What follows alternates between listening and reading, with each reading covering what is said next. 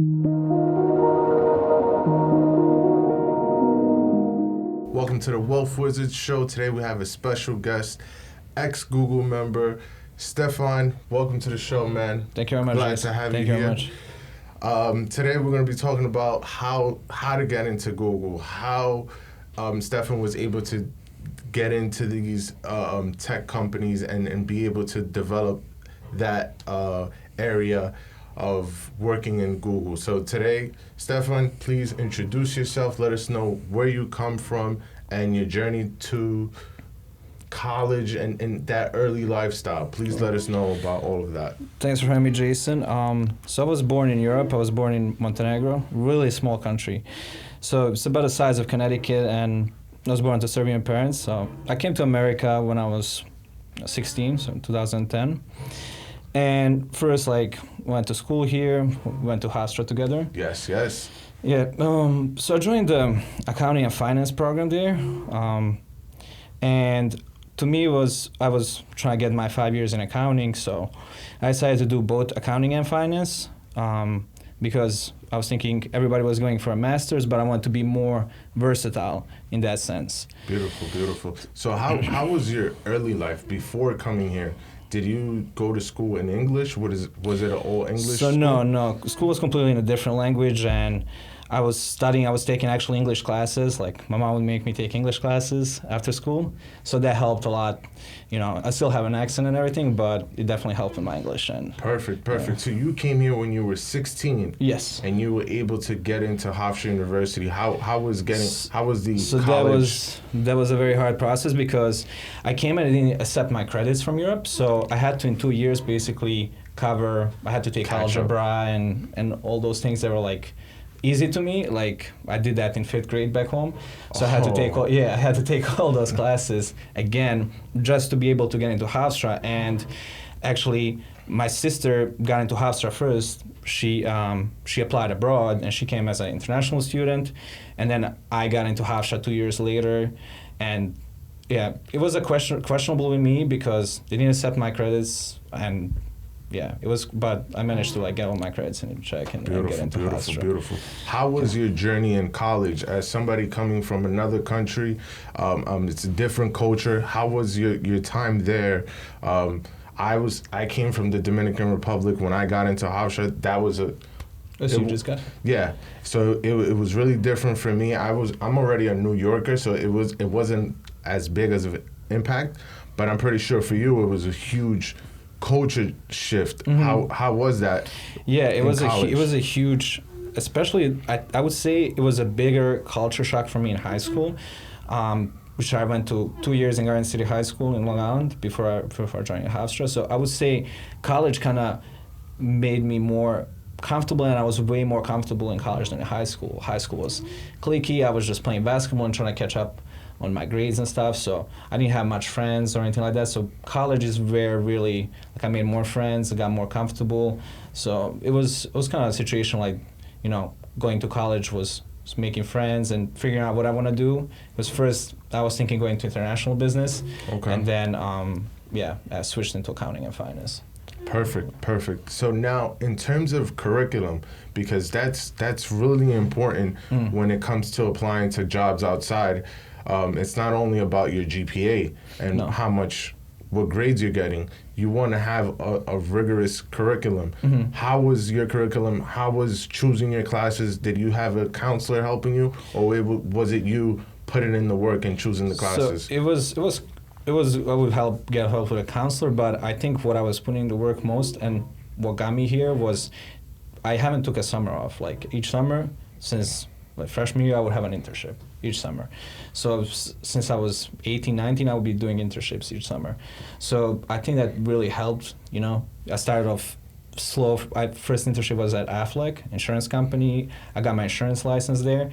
So I was like, okay, cool, at 18. And that was freshman year? Yeah, freshman year. Wow. So I got my life health license, insurance license, so that was my freshman year. So each summer I was trying to build on that. So I was more accounting focused at first, next I would find small tax companies. I would intern there, some even during the winter break.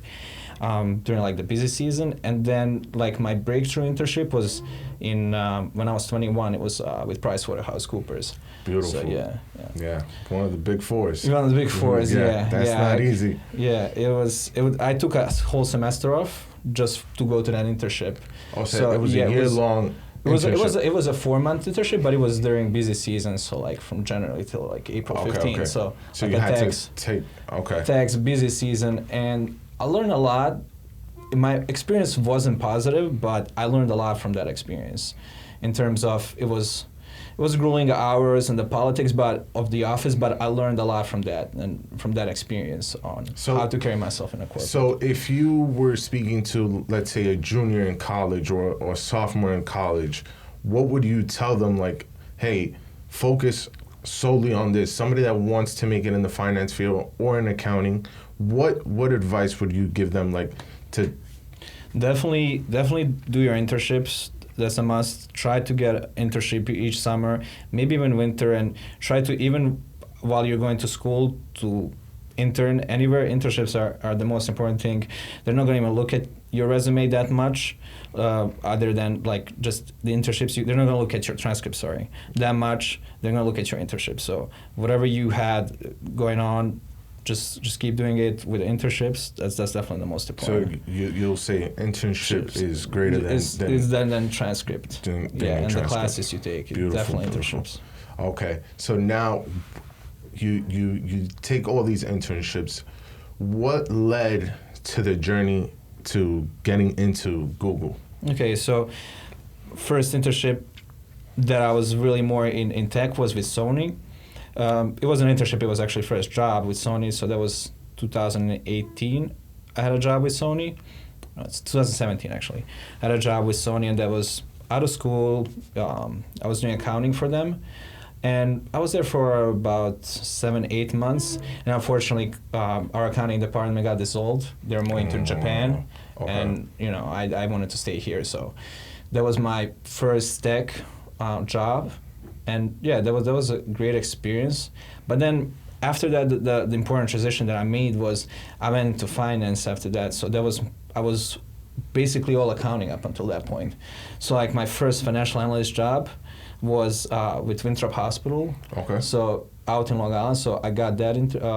I was like, should I make that switch? Should I not? And then I was like, okay, I wanna try the finance route.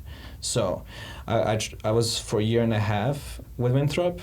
And then Google thing came kind of unexpectedly. I saw a lot of applications on LinkedIn. I saw a lot of like hundreds of people were applying for that position, and I just applied. I didn't think I was going to get it because I saw like competition is too great. Hofstra is a great school, but for jobs like this, you're competing with people from like Ivy League schools basically. So. Yeah, so they picked 4 people. I was one of them. So from all those hundreds of people, they only picked 4, and they are only going to take 2. So the interview process. How was that? Yeah. So interview process is not so much like math or finance. It's more behavioral psychology. Okay. It's more behavioral psychology, kind of what would you do in this situation, what would you do in that situation. Then they really wanted you to like kind of show that like their principles and their passions. So basically they were asking me about their products and stuff like that. So they were asking me, what Google product would you say needs improvement, which is kind of like, okay, they're asking me what can they improve on also, but also you want to like show that you like products, obviously, that you know about them. Yeah. So, I just said that they could do better with graphic design and on their laptops. That's a tough thing to do. Exactly. Tell Google what they're doing wrong. Yeah, exactly. It kind of puts you on the spot. Yeah. And then I also had a video call with the director from California. How many? Sorry to interrupt you. Oh, no. How many rounds was it? It was 2 rounds. 2 rounds. Yeah, I don't like when interviewers go for like I feel like, okay, interview me with the person I'm going to be working with, and interview me with the person above them, because some companies I had that happen where it would be 4 rounds and it's a drag out. It's like, okay, you're going to interview me first with the recruiter, then with the with a HR person. And yeah, it's too like much. 5 rounds. It's honestly, yeah. And then you don't even see or work with those people. Yeah, your whole time there. Exactly. So Google is very, very to a point, and so I had a call with the director, and it was very relaxed, and I got a feeling that he liked me. I was trying to turn it on more like relaxed side. So he asked me, why would I want to work for Google? So I was, I jokingly said that I saw the movie Interns, and that's when I knew I wanted to work for Google. Sorry to again to cut you off. No, please. But that movie, what percentage of that is true? How is the lifestyle and the workplace there? Is it just as relaxed as you saw? Is it detrimental for you guys to be so relaxed that you can forget about your work?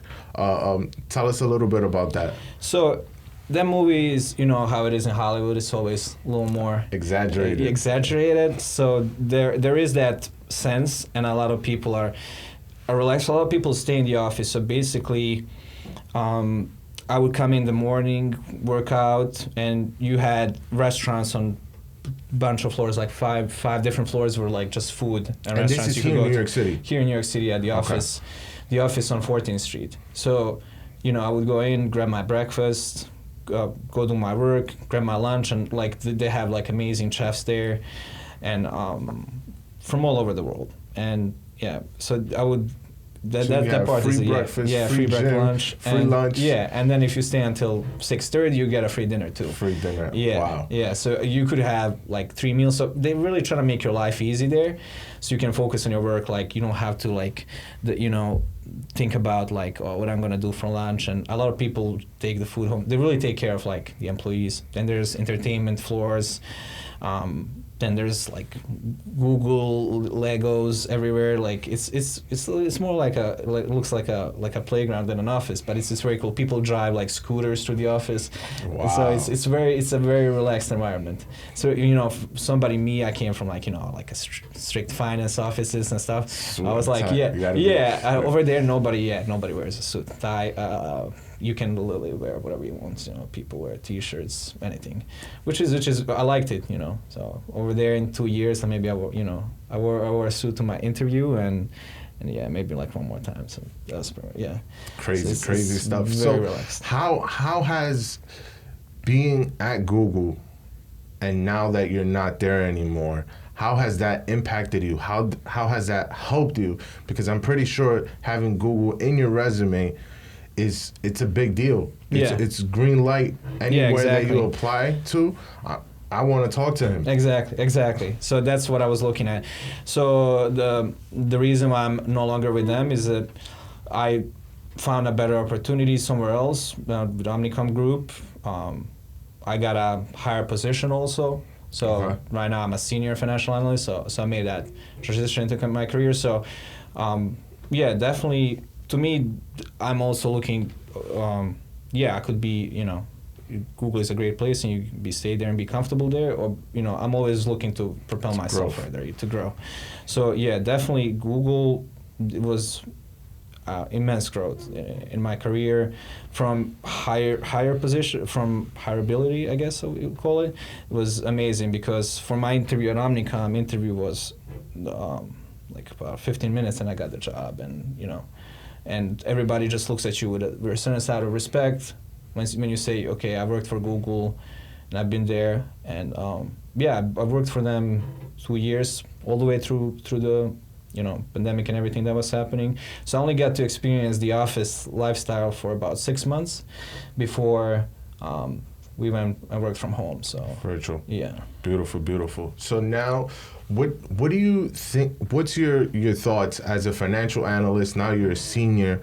What are your thoughts on taking a step outside of Google, taking a step out of the corporate world, more of the entrepreneurs that we have now on Instagram? These people making 6 figures just selling courses. Mm-hmm. These people just making 6 figures making YouTube videos. Yeah. What are your thoughts on that? Do you think that is the new economy? Do you think that the 9 to 5 is becoming old and this is the new way? And do you ever get jealous of these people yeah. making six figures? Absolutely, yeah. I see, it's a hard work. People think like, okay, he's a YouTube creator and he makes six figures. They might even work harder than me to make six figures than I work in my finance. Okay, I work 9 to 5 and I put in 40 hours a week. Do you know how much time you need to edit the videos, to come up with an idea, to it's and to raise just your views? It's like a huge investment, a huge investment on your time and everything, and he might be putting in more work. People think it's like, okay, he does pranks in the street and he makes six figures, but like he had to have enough courage. How many people can do that? How many people can go up in the street and and do a prank to a person, and who knows, you could be somebody can hurt you, So it's definitely a new trend, and I think it's definitely here to stay.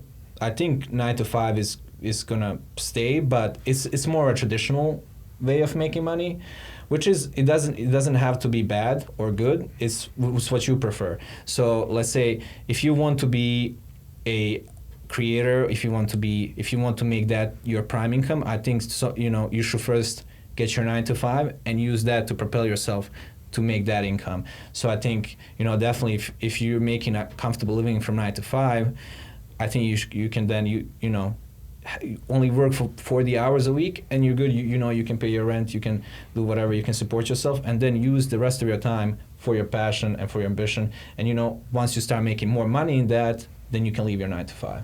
So that's my views on that. Got it.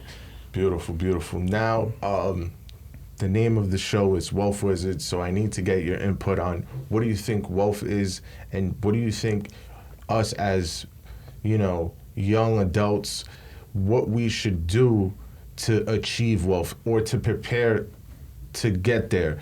As a financial analyst, I'm pretty sure you run through a lot of numbers. I'm pretty sure you do a lot of analysis of other companies.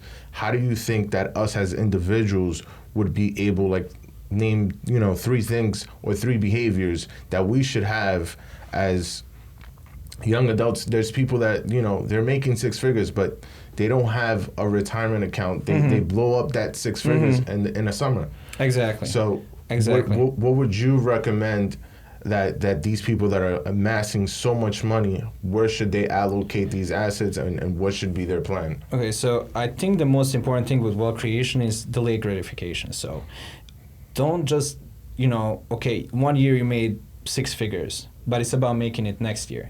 That's how I view it. It's like, okay, I had a good year last year, but every year, if I didn't make more, it's a bad year. So, always try to delay your gratification. So basically, if you can't buy something 10 times over, just don't buy it. And that's a rule. Exactly. If that's how I view it. And don't just spend all your money on stuff to impress people. Focus more on investing. So put your money in stocks, put some money aside, for emergency. You never know what might happen, how many people lost their jobs.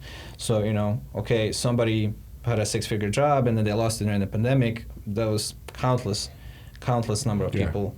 That's what happened to them. So now, just delay the gratification, save money, then invest it. Don't put your money in a savings account if you're a young person, because you're earning 1.5% on that. If that. Exactly. So invest, educate yourself. Next thing, read. Like during 2020, when the whole thing was going on, I read 32 books that year. And it was like my goal. Okay, try to read 30 books that year. So that was like a big goal for me. And when people say I don't have time to read, I work, you have time. You have an hour a day to read. So read financial books. Great. The Millionaire Next Door, The Wealthiest Man in Babylon. That was one of my favorite books that I read during the whole 2020 thing. So read, educate yourself, and once you educate yourself, start doing more things that you do. Active investing. You're better off if just putting. If you think about once you start investing, you kind of make yourself delay the gratification, because you see should I buy these sneakers for $1,000 or should I put this money S&P 500. Yeah. You could get like 10% back on that if it's a good year. It's better than putting in a savings account or spending it on clothes and stuff. Got it. Perfect. So now we have a segment here that we call legit or bullshit. So I'm going to name a couple of things, and then we're going to close it off with this, okay? Sounds good. All right. So the first one is 9 to 5 equals slavery. Is that legit or is that bullshit? That's bullshit. That's bullshit. 9 to 5 can help you become more financially free for sure. Okay. You did mention earlier about grueling hours. So I have to ask, investment banks, are they legit or are they bullshit? In my opinion, it's bullshit, or you can make a lot of money, don't get me wrong, but divide that by how much you're making per hour. Yeah. You want to be paid high per hour. That's what you want to be. So when they tell you you're going to work 40 hours a week and you make 150,000, let's say, how much you're making great money per hour. But if they're paying you 150,000, but you're going to work 80, 90, 100 hours per week, how much you're making? You're making, I cannot do math now, but you're making significantly much less. Exactly. Okay. Next one, CFAs. What do you think about, are they legit or bullshit? Is it worth the investment of time that it takes to level 1, level 2, and all those things? 7 years to get the CFA, in my opinion, is definitely a waste of time. Okay, it can be helpful to you to, grow in the corporate culture, but 7 years and putting in the amount of hours, you could be working on other things. You could be working on your business and anything else. So 7 years for a license. Yeah, I was actually studying for CPA, but yeah, that's the same thing with that. Once I realized that I can make, 6 figures without having to do my CPA, that's what I did. So Got it. All right, last one we're going to do is Ivy League degrees are a must in order to break into big tech companies like Google, Facebook, and those companies. They are not a must. It all depends on who you are as a person and your resume and on how that resume looks. Like I said, internships and jobs that you had previously, your experience is the most important, not what school you went to. There's a lot of kids that get into those schools by playing lacrosse or, their parents or, alumni there. But, that's not, you should be, aiming to achieve yourself as a person without the help of your parents and, their connections. So, definitely put in the work, internships, jobs, your experience is what makes you in the business world.